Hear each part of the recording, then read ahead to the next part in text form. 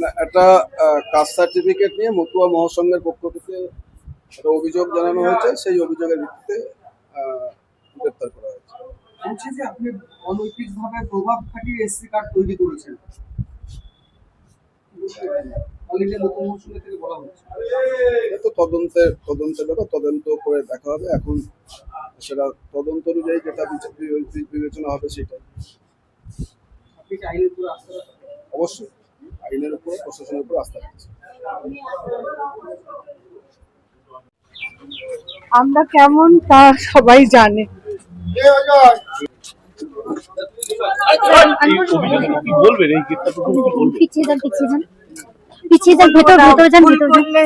আইন বিচার করবে আর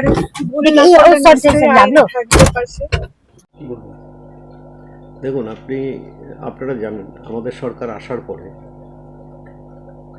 সিদ্ধান্ত নিয়েছে যারা এসসি মানুষ আছে তাদের সুযোগ সুবিধা, যারা জেনারেল মানুষ তারা এসসি সার্টিফিকেট নিয়ে সুযোগ সুবিধাগুলো নিয়েছে বা এখনও নিয়ে যাচ্ছে।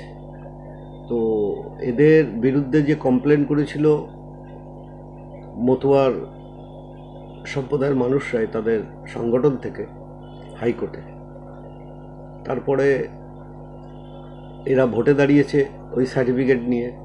শুধু এরা একা তো নয়, এরা অনেকেই আছে, বনগাঁতে অনেকেই আছে। যেমন বনগাঁতে অনেকে আছে, সারা পশ্চিমবঙ্গে অনেকে আছে, কিন্তু আমি শুধু বনগাঁ নিয়েই বলবো, বনগাঁতে অনেকেই আছে।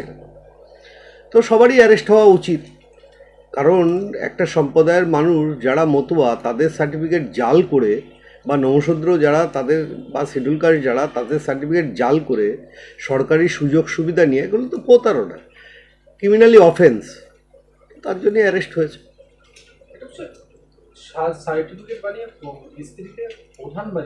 আমি তো সেটাই বলছি, শুধু সরকারি সুযোগ সুবিধা নয়, ভোটেও পর্যন্ত দাঁড়িয়েছে, দাঁড়িয়ে প্রধানও হয়েছে, কেউ কাউন্সিলর হয়েছে, কেউ ভোটে কন্টেস্ট করেছে বিধানসভা ভোটে, এই বনগাঁতেই। তো তাদের শাস্তি হবে না? তারা জালি জোট চুরি করে সার্টিফিকেট বের করে সুযোগ সুবিধাগুলো নিয়েছে, তা তারা অ্যারেস্ট হবে না? আগের সরকার অ্যারেস্ট করেনি কেন? তারা তাদেরই লোকজন, যারা করেছে তারা তাদেরই লোকজন। কেউ সিপিএমও আছে, আর তৃণমূল আছে বেশি। সেই সরকারের সময় তারা সুযোগ সুবিধা নিয়েছে, ভোটে দাঁড়িয়েছে, ভোটে জিতেছে। ভোটে তো মানুষের ভোটে এরা জেতেনি, এরা ছিনতাইয়ের ভোটে জিতেছে।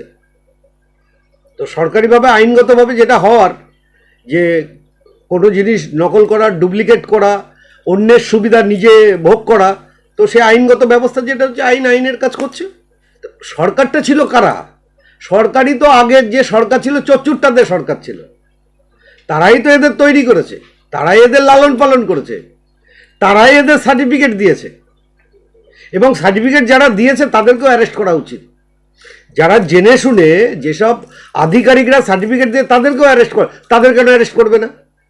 তাদেরও অ্যারেস্ট হওয়া উচিত আমি মনে করি।